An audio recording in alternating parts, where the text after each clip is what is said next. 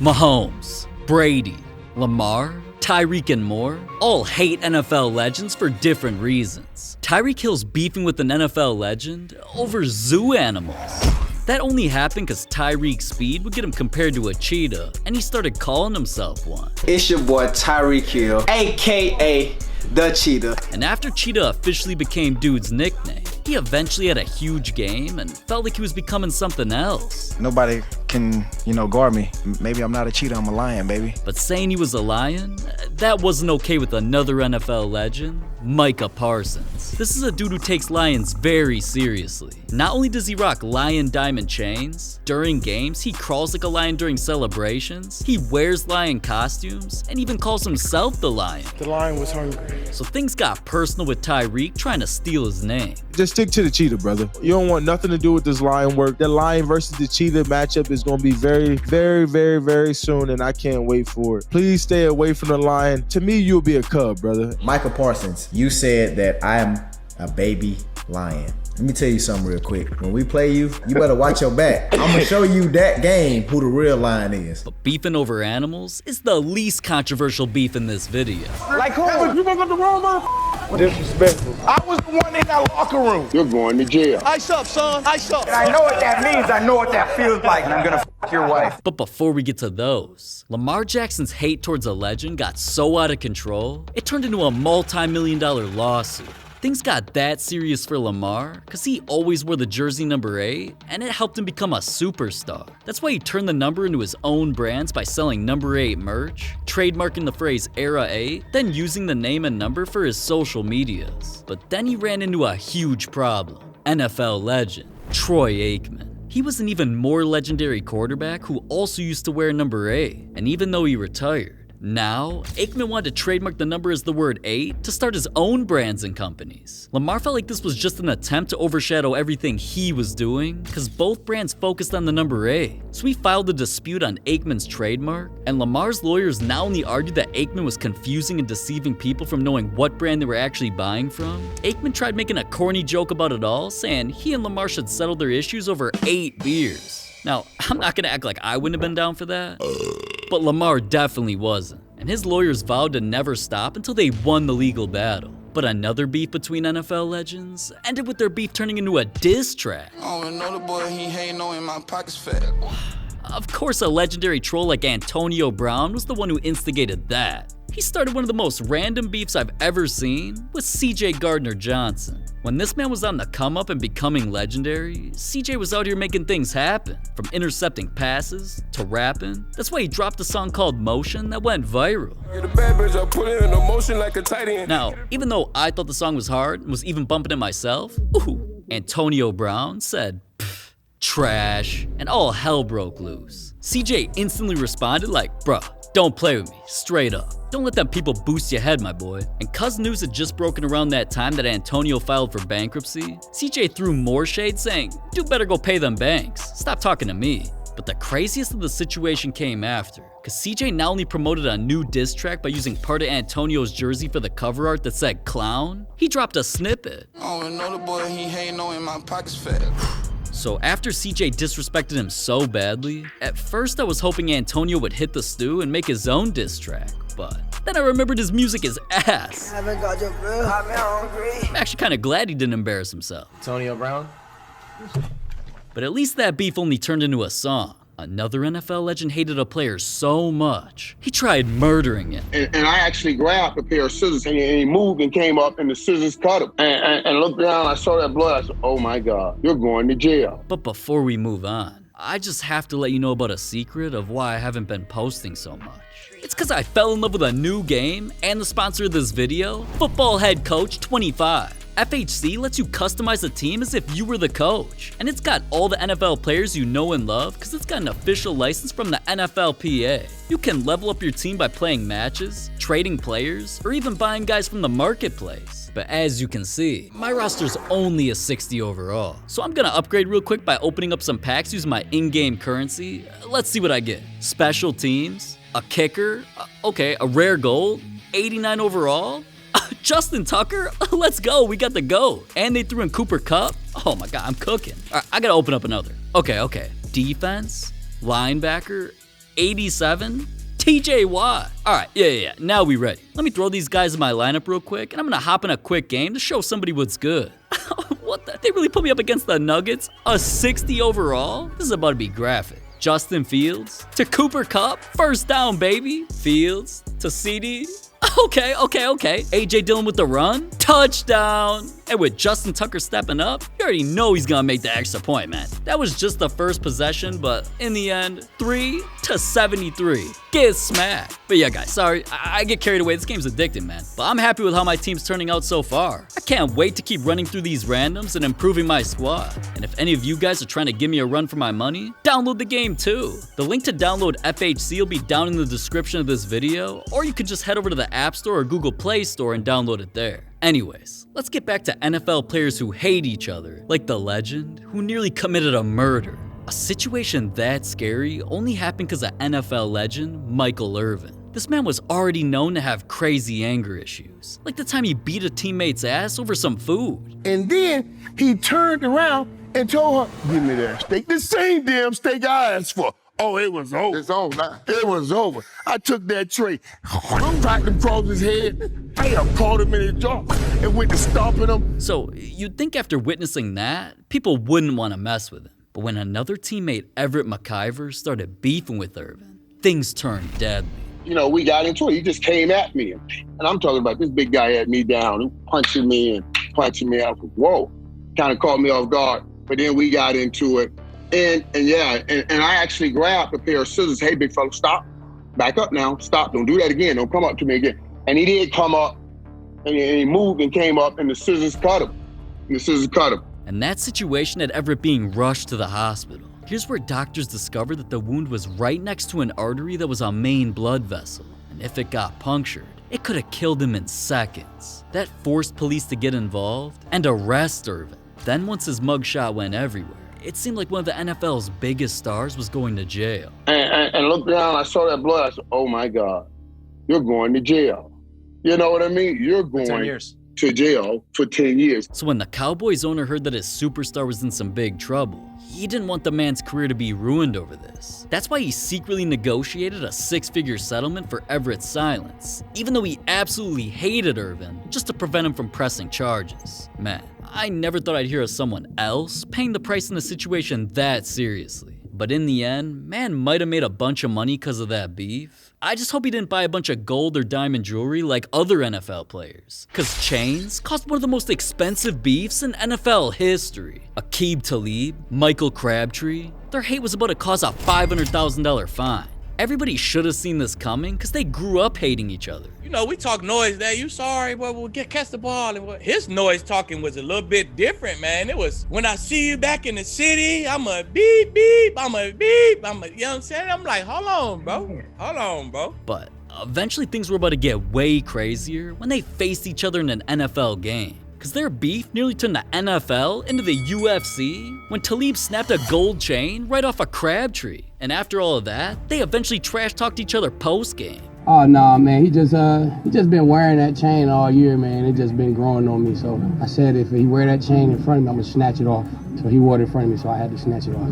Oh, he started crying to the ref. He called for the ref. He ain't say nothing to me, though. I mean, you ain't tough. You ain't ding nobody up like that. So, I mean, you acting. You snatching chains on the field, like, what you accomplish? You hard? You tough? They make you tough?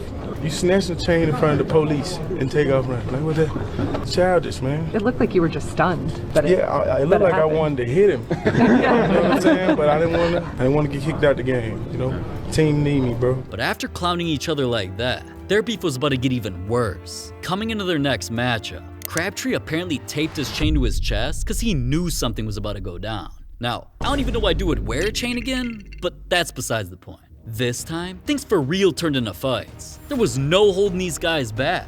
He still was mad, I guess. He's blocking me. So why he blocking me again? All I seen was the chain. So I'm like, I'm about to get him again. I'm just trying to, I'm being funny at this point. I snatch it again. He keep blocking me though. Finally fall down. After I fell down, I'm like, it's up now. I'm gonna fight you feel me? Got into a little scuffle with him, man. Came around, seen him. Bad decision, man. Then once Talib snatched, NFL suspended both dudes for 2 games and fined Talib how much? That shit probably like $500,000. They took a whole check? They tried to take 2. $500,000 for chains? Man's could have looked like a rapper if he wanted to spend that much on jewelry. But when it comes to millions of dollars, that's why some NFL legends were screaming at each other so badly, it got them clowned by the entire world. Brandon Marshall, Channing Crowder, Chad Johnson. This threesome of NFL legends love to chop it up on podcasts, and usually things stay under control. Until one conversation about money and contracts got these motherfuckers heated. Y'all don't even know what the y'all talking about because y'all talking about the NBA. Everybody got guaranteed contracts, and it's false. They do. Searching this and I'm telling you, it's the truth. No, they don't. Not everybody that's on the NBA roster have a guaranteed. There's two-way contracts. There's two-way contracts. No, it's not. And then there's the top dog. There's the top dog. No, it's not. There's 4 guys on the NBA team that got guaranteed contracts, and everybody else can be cut today and don't got nothing. And don't have land dime. Look it up. Look it up. Look it up. It's not guaranteed. It's not guaranteed. It's not guaranteed. Russell Wilson got paid already, right? Deshaun Watson got paid already, right? Now I can make my noise. Why? Because the money's power. You don't get it. You answered your own question. You named 2 people that have already gotten what? It's not because of money. They've already gotten what? Paid. Wake up, man. No, it's not. 2020. B. Dog, what do you keep saying B for? What do you keep saying 20? B. George Floyd had somebody's knee on his neck. That's what made it comfortable. It's not because money. They've been getting money. The quarterback isn't. Please. When you had $50 million, that's when you speak up. You got $50 million. Ain't got no bread. Said nothing. A dude ain't got no bread. Ain't gonna speak up because he's trying to get that sack. They've been getting money. No, he's trying to get that sack, B. God damn. This debate got so ridiculous that it not only racked up millions of views, the craziest part is that Brandon wasn't even right. A simple search about their beef shows that NBA contracts are guaranteed, so nobody knew what the hell dude was yapping about. People everywhere clowned Brandon for being a dumbass. Even NBA players said things like, "Big wrong, my brother," and "This man can't be serious."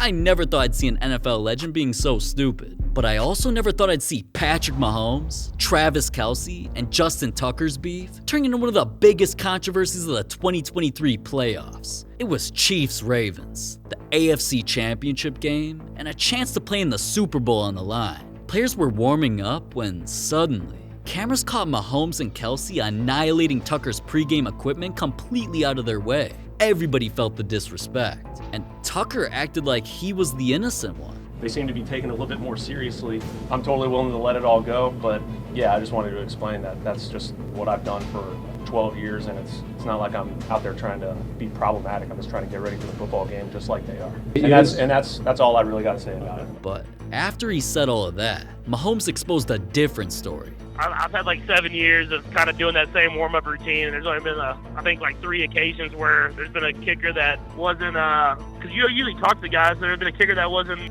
necessarily moving out the way, or you weren't kind of sharing the field in the right way, and I mean, it was in Baltimore all 3 times, so he does that little stuff, I think, to try to get under our skin, and I asked him to move his stuff, and he got up and moved it, I think, 2 inches.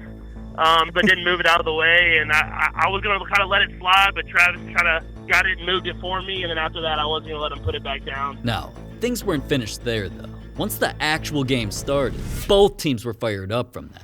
They were throwing hands, the Ravens scored a touchdown and mocked a celebration the Chiefs would always do, penalties, dirty hits, and more taunting kept happening until eventually, the Chiefs still pulled away and won the game. All that beefing for no reason. But regardless of the huge win, the biggest story around the world was still about the pregame scandal. Fans claim that Mahomes and Kelce got away with bullying Tucker. You're a pussy. People are soft. So not only did other NFL legends defend Kelce and Mahomes. You know how this go. Yeah. You can kick anywhere you want to, but when the opposing team takes the field in that end zone, you got to move it along, bro. You got to move it along. Yeah. Hey, he was on the wrong end of the field anyway. It ain't no game. It ain't no more gamesmanship. This guy get out of the way. Kelce couldn't wait to tell his side of the story.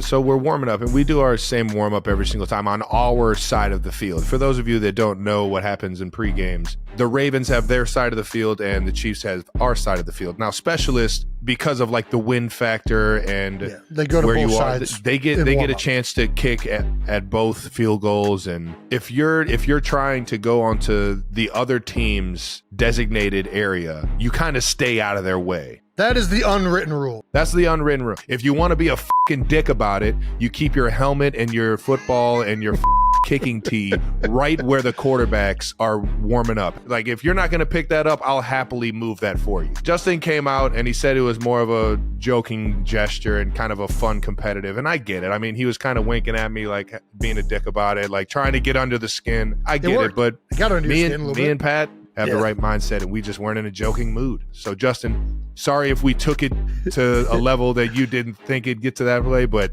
if you're going to be a dick, I promise you, I can one-up you every time, dude. Now, all right, Tucker might actually be a dick. Kelsey and his brother might be white versions of James Harden. Mahomes might actually be Kermit. Who knows who's actually what these days? What I do know is the hate for each other is still there, and I also know that Tom Brady's beef with a legend not only doesn't make any sense, it lost him a Super Bowl. Brady was dominating every team, so it seemed like this could be another season of him getting all the way to the biggest games of the year. Then news broke that a legendary receiver, Terrell Owens, was down to come out of retirement just to play with Brady and make it a guarantee? Oh my god, I couldn't wait to see this man. I always watched T.O. dominate as one of the best players of all time, making crazy plays like this. Him and Brady teaming up would have been a match made in heaven. But alright, enough glazing, because things were about to take a turn for the worst. As Brady kept winning, he must have felt like he didn't need any help. And T.O. not only was never allowed to join the team, early on in the playoffs, Brady's squad inevitably lost, all because of that decision. So, cause T.O. never even got a phone call, he put Brady on blast. Give me your greatest football player of all time.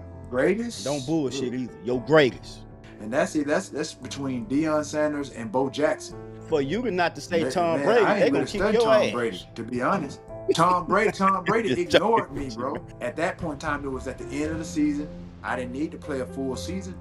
They just needed somebody to at least fulfill some holes with AB leaving at the receiver position. I reached out to him through Randy and a couple other people just to come in and just play third down and red zone situations. You know, this dude really ignored me, bro. Understand that I'm a Hall of Famer now. You've seen what I've done on the football field. If you're missing AB, me understanding the game and trying to add to what they already had, bro, they had just won the Super Bowl. He could have had his 8th Super Bowl. There's a lot of arrogance. That's where I'm telling you, that's where I would have added value to at least help. Probably win that game, and then he's on a path to win his 8th Super Bowl. But hey, bro, it is what it is.